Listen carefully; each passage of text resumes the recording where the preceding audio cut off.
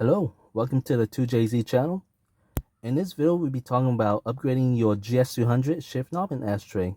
This is a second generation 2GS GS300 with 2JZ engine.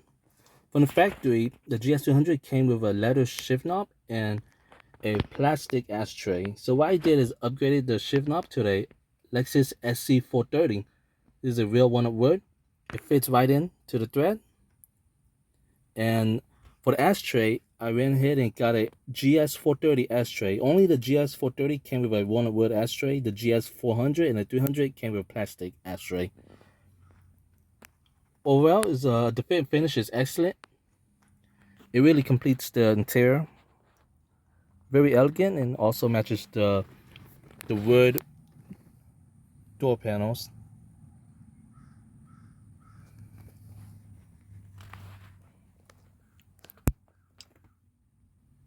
So yeah, if you have a GS300, you could do these upgrades on your own vehicle as well. Hope you guys enjoyed the video, and thanks for watching.